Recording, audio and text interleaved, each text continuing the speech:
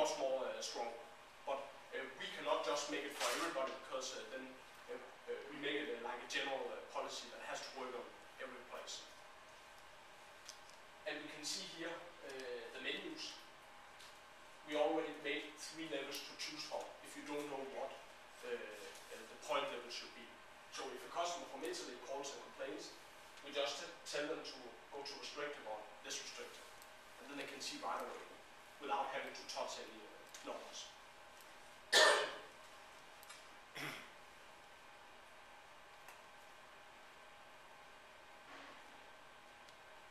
And we also have a feature here called auto whitelisting.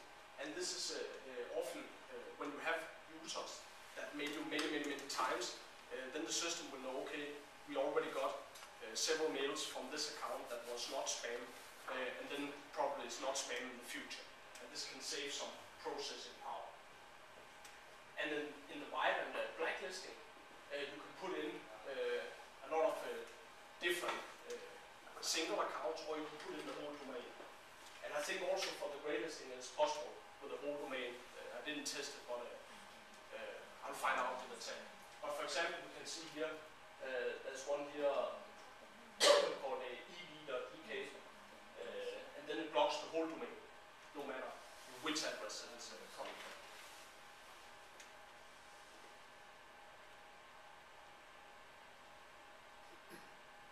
And then we go to the official blacklist, and this is the same like the point level before. The high level will enable 5 of the most known blacklists. If you enable too many, it can start blocking real customer mails. So you should not just enable blindly.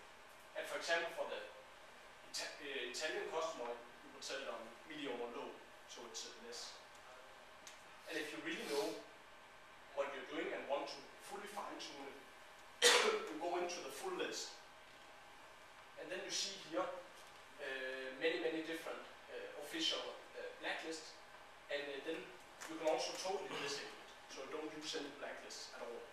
And basically, if somebody don't know what a blacklist is, it is an official list on the internet where people submit spammers to. People that hate spammers, they submit many thousand on a daily basis. But again, you have to be not just enable them all, because having too many, this can actually start blocking real customers. Because who decides who is a spammer and who is not? Maybe somebody thinks that everybody is a spammer if they send more than 5 mails a day, for example. So you have to be very cautious with this. And again, the default level from SecPoint is very good. We never have any problems regarding this. Only in specific countries, and then they can easily change.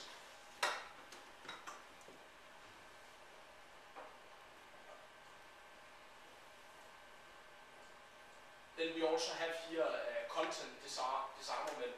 You can go in and customize specific content of emails. I will not go through all configuration, but the most important ones. In email settings, you can change the signature. Every time mails go in and out, there will be a signature on the bottom that says scanned by the protector. You can totally remove it, or you can put in your own company name. You can also go in and fine-tune email messaging. You can customize here.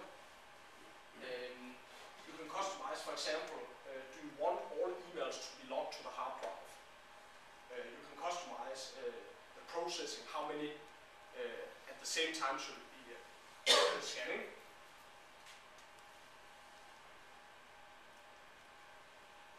You can customize the maximum amount of queue size, and you can also enable some fine-tuning of log speed, so you can go in and see exactly how fast it is.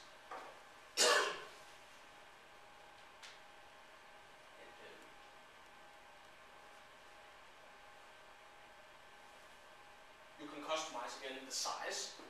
If you do not allow messages that are more than 5 megabytes or 10 megabytes. You can go in and customize file extensions. For example, you want to block exe files, bad files, and dangerous files content.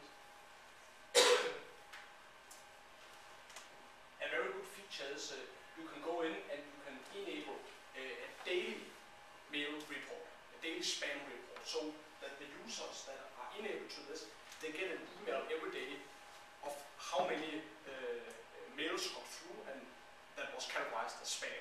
And then it's very easy for the user in 1 minute to see, you go through the list and see if something was cached that should not be cached.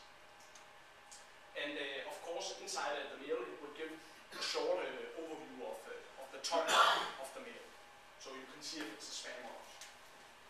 And if you don't want the mail daily report, it's easy to enable and disable it. We also have MCP rules and message content protection rules. And let's say there's a new spam today in Denmark, like with a Danish word, gratis Viagra, or bare køb her gratis Viagra, because it's Danish words. And then for some reason they got it through the spam filter, and then you can put in your own MCP rules. You can see here, and for example, if it says test for free Viagra, and you can even choose if it should be in the subject and also in the body of the message. So for example, you can do both in the topic of the mail and inside the mail itself. And sometimes we see they make some new mails, for example, that says free in a different spell in a different way, and it got through anyway, then you can easily go in and stop it. Yeah, also important if you click on the, can you click on one?